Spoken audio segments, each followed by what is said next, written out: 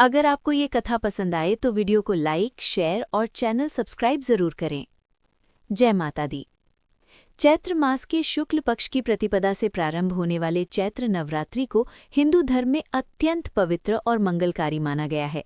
ये वही समय होता है जब वसंत ऋतु का आगमन होता है, प्रकृति नव जीवन से भर उठती है, पेड़ पौधे नए पत्तों से सज जाते हैं और वातावरण में एक दिव्य ऊर्जा का संचार होता है। इसी शुभ काल में जगत जननी माँ दुर्गा के 9 स्वरूपों की आराधना की जाती है। कहा जाता है कि चैत्र नवरात्रि का महत्व केवल धार्मिक ही नहीं बल्कि आध्यात्मिक और सांस्कृतिक दृष्टि से भी अत्यंत गहरा है। यही वो समय है जब शक्ति की उपासना कर मनुष्य अपने जीवन की नकारात्मक शक्तियों का अंत कर सकारात्मक ऊर्जा को ग्रहण करता है। अब सुनिए चैत्र नवरात्रि से जुड़ी विस्तृत एवं पौराणिक कथा। प्राचीन समय की कथा है। बहुत समय पहले की बात है। पृथ्वी पर अधर्म और अत्याचार बढ़ने लगे थे। राक्षसों का आतंक इतना अधिक था कि देवता भी भयभीत हो गए थे। उन असुरों में सबसे शक्तिशाली था महिषासुर।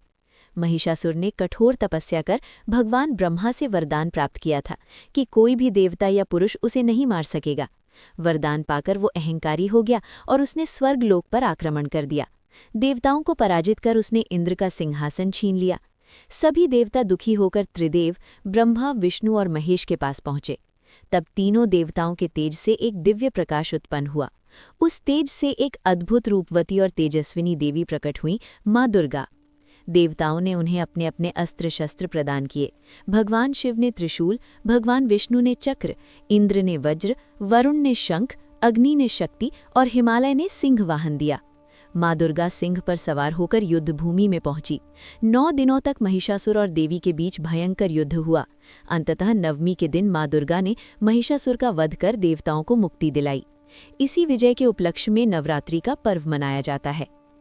चैत्र नवरात्रि का आरंभ और राजा की कथा। एक समय की बात है, एक धर्मपरायण राजा था जिसके नाम सुरथ था। वो अत्यंत न्यायप्रिय और प्रजा का हित चाहने वाला शासक था, लेकिन उसके शत्रुओं ने मिलकर उस पर आक्रमण कर दिया। राजा पराजित हो गया और वन में जाकर रहने लगा। वन में भटकते भटकते वो एक आश्रम पहुंचा जहां महान ऋषि मेधा तपस्या कर रहे थे। उसी आश्रम में एक वैश्य भी था जिसका नाम समाधि था। वो भी अपने परिवार द्वारा त्याग दिया गया था। राजा और वैश्य दोनों दुखी थे। उन्होंने ऋषि से पूछा, हे गुरुदेव, हम सब कुछ खो चुके हैं, फिर भी हमारे मन में अपने राज्य और परिवार के प्रति मोह क्यों बना हुआ है? ऋषि मेधा ने बताया, ये सब माँ भगवती की माया है। वही जगत की रचयिता हैं, वही पालन करती हैं और वही संहार करती हैं।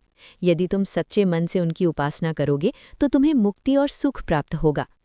तब राजा और वैश्य ने चैत्र मास में 9 दिनों तक कठोर व्रत और साधना की। उन्होंने माँ दुर्गा के 9 रूपों की विधिवत पूजा की। उनकी भक्ति से प्रसन्न होकर माँ प्रकट हुईं।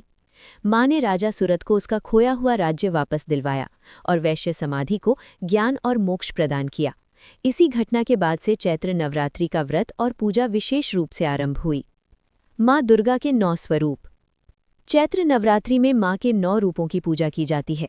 शैलपुत्री, पर्वतराज हिमालय की पुत्री, ब्रह्मचारिणी, तपस्या और संयम की प्रतीक, चंद्रघंटा, शांति और वीरता का स्वरूप, कूष्मांडा, सृष्टि की रचयिता, स्कंद माता, पुत्र कार्तिकेय की माता, कात्यायनी, दानवों का विनाश करने वाली, कालरात्रि, अंधकार का नाश करने वाली, महागौरी, शांति और सौंदर्य की प्रतीक, सिद्धिदात्री, सभी सिद्धियों को प्रदान करने वाली। हर दिन विशेष पूजा, मंत्र और भोग का महत्व होता है।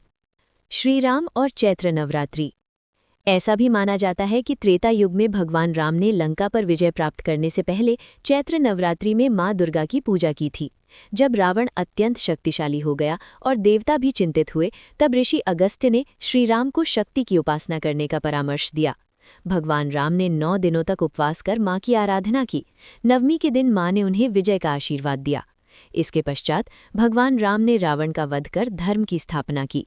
इसी कारण चैत्र नवरात्रि के अंतिम दिन रामनवमी का पर्व मनाया जाता है। व्रत और पूजा का महत्व। चैत्र नवरात्रि में भक्त प्रातः स्नान कर कलश स्थापना करते हैं। जौ बोए जाते हैं जो समृद्धि और शुभता का प्रतीक हैं। 9 दिनों तक फलाहार या उपवास रखा जाता है। घरों में दुर्गा सप्तशती का पाठ होता है। कन्या पूजन का विशेष महत्व है। अष्टमी या नवमी के दिन 9 छोटी कन्याओं को माँ का स्वरूप मानकर भोजन कराया जाता है। आध्यात्मिक महत्व। चैत्र नवरात्रि केवल उत्सव नहीं बल्कि आत्मशुद्धि का अवसर है।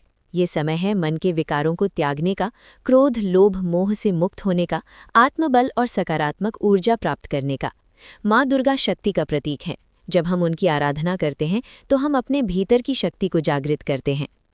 निष्कर्ष: चैत्र नवरात्रि हमें सिखाती है कि चाहे कितनी भी बड़ी समस्या क्यों न हो, सत्य और भक्ति से विजय अवश्य मिलती है। महिषासुर का अंत ये दर्शाता है कि अहंकार और अधर्म का नाश निश्चित है। राजा सूरत की कथा बताती है कि सच्ची भक्ति से खोया हुआ सुख भी वापस मिल सकता है।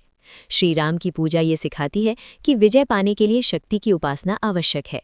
इस प्रकार चैत्र नवरात्रि का पर्व हमें शक्ति, भक्ति और मुक्ति तीनों का मार्ग दिखाता है। जय माता दी। अगर वीडियो पसंद आए तो प्लीज़ लाइक, शेयर, सब्सक्राइब ज़रूर करें।